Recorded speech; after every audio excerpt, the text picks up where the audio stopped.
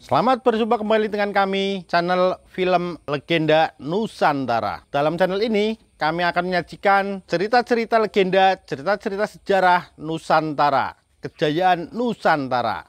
Semoga kita semua akan menyadari bahwa negara kita, Nusantara, adalah negara yang sangat luar biasa. Salam NKRI. Kemelut Blambangan bagian 148. Mendengar ucapan yang dikeluarkan dengan nada serius itu, Niken Darmini termenung.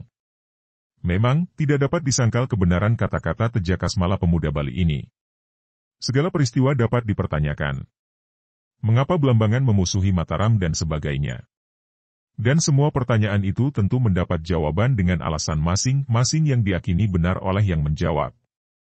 Siapa yang benar? Kalau kedua pihak yang saling bertentangan merasa diri sendiri benar, maka siapa sebetulnya yang benar? Apakah kebenaran itu?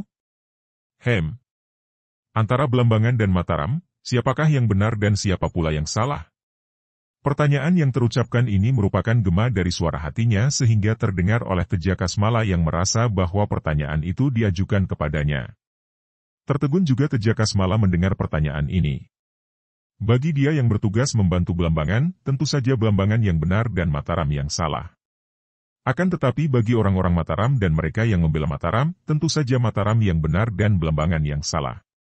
Menurut pendapatku, keduanya itu benar karena masing-masing tentu membenarkan diri sendiri. Akan tetapi di samping benar, mereka juga salah karena mereka saling menyalahkan. Mendengar jawaban itu, Niken Darmini menjadi bingung, akan tetapi ucapan pemuda itu pun tidak dapat dibantah. Biarpun demikian, tetap saja jawaban itu belum memberi penjelasan kepadanya tentang apa itu kebenaran. Tiba-tiba ia teringat kepada Bagus Sajiwo. Kalau Bagus berada di situ, mungkin sekali Bagus akan mampu menjawab dan memberi penjelasan seperti biasa. Akan tetapi ia benci Bagus. Kalau dulu, ketika ia masih menyamar sebagai Djoko Darmono, ia cinta setengah mati kepada Bagus Sajiwo, kini ia berbalik merasa benci setengah mati kepada pemuda itu. Cinta benci, beginilah sifat perasaan yang dikemudikan nafsu. Cinta nafsu sama saja dengan ulah nafsu yang lain, mementingkan diri sendiri, mencari kesenangan diri sendiri. Cinta nafsu selalu menuntut imbalan segala macam keinginan untuk menyenangkan diri sendiri. Ingin memiliki yang dicinta, ingin menguasai, ingin memperoleh kesenangan, kenikmatan, kepuasan dari yang dicinta. Karena itu, begitu yang dicinta itu tidak memberi kesenangan, bahkan mendatangkan kekecewaan, cinta berubah menjadi benci. Cinta sejati adalah cinta ilahi, adanya hanya memberi dan memberi, tanpa pamrih bagi dirinya sendiri, tanpa keinginan memperoleh imbalan atau balasan. Rela, ikhlas, sabar, mengalah karena merasa bahwa dirinya hanya merupakan alat penyalur cinta ilahi. Mampukah kita mencinta seperti itu? Tanpa adanya penguasaan nafsu atas cinta kita? Manusia tidak dapat terbebas dari nafsu yang memang menjadi peserta kita, sehingga tidak ada manusia yang sempurna kebersihannya. Manusia condong mengandung dosa, condong dikuasai nafsu-nafsunya. Hanya kekuasaan Gusti Allah yang mampu menyingkirkan kekuasaan nafsu atas rohani dan jasmani manusia. Akan tetapi kalau kita menyadari akan hal ini dan dapat melihat jelas betapa kotornya cinta yang kita agung-agungkan itu, setidaknya hal itu akan dapat mengurangi pengaruh nafsu atas diri kita. Membuat kita merasa demikian lemah dan bodoh sehingga kita mau bertekuk lutut berserah diri kepada Gusti Allah, mohon pengampunan dan bimbingannya. Tejakasmala, engkau hendak menyerahkan aku kepada Adipati Blambangan agar aku dihukum mati? Aku tidak takut mati, aku hanya ingin tahu apa yang menjadi kehendakmu. Tidak, Niken Darmini, kukira tidak. Yang sudah pasti, Sang Adipati Blambangan, kami semua, akan senang sekali kalau engkau mau bekerja sama membantu Blambangan menghadapi Mataram. Bagaimanapun juga, engkau adalah kaula Blambangan sehingga sudah sepatutnya kalau engkau membela Blambangan. Hening sejenak. Ucapan pemuda itu menjadi bahan pertimbangan dalam hati Niken Darmini. Sebetulnya, ia tidak peduli akan permusuhan antara Blambangan dan Mataram. Ia tidak ingin membantu salah satu pihak. Akan tetapi ia telah bermusuhan dengan orang-orang pendukung Blambangan karena ia membela perguruan Dria Pawitra. Ini pun karena ia terbawa oleh Bagus Sajiwo. Dahulu, demi Bagus Sajiwo ia mau berbuat apa saja, kalau perlu ia siap pula diajak membantu Mataram. Akan tetapi sekarang, setelah ia merasa dihianati. Bagus Sajiwo yang bermain gila dengan Ratna Manohara, ia mendapat kesempatan melampiaskan kebenciannya terhadap Bagus Sajiwo dengan memusuhi Mataram dan membantu Belambangan. Bagaimana mungkin kalian menginginkan aku membantu Belambangan kalau sekarang aku kalian anggap musuh? Kami tidak menganggap engkau sebagai musuh, Niken.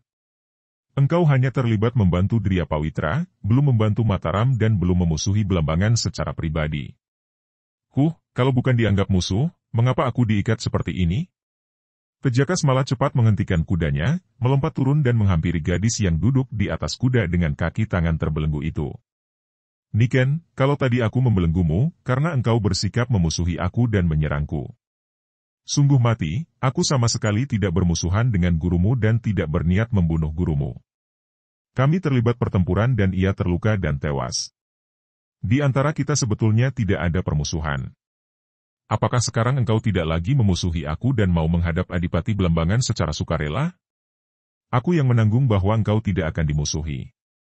Kalau engkau bersedia, aku akan membuka belenggumu. Baiklah, sekarang aku melihat bahwa engkau dengan sengaja membunuh guruku. Menang atau kalah, selamat atau tewas dan pertempuran merupakan hal yang wajar. Dengan wajah berseri Tejakas Mala lalu membuka ikatan kedua tangan dan kaki gadis itu. Kemudian mereka berdua melanjutkan perjalanan berkuda menuju ke kota Kadipaten Belambangan. Niken Darmini yang merasa sakit hati dan menaruh dendam kebencian kepada Ratna Manohara dan Bagus Sajiwo, mengambil keputusan untuk membantu Belambangan memusuhi Mataram sebagai pelampiasan dendamnya. Benar seperti telah dijanjikan Tejakas Mala, ketika mereka tiba di Istana Kadipaten Bambangan dan Adipati Santaguna Alit mendengar laporan Tejakas Mala bahwa Niken Darmini bersedia membantu Belambangan menghadapi Mataram, gadis itu diterima dengan ramah dan gembira oleh sang Adipati dan para tokoh dan sekutunya.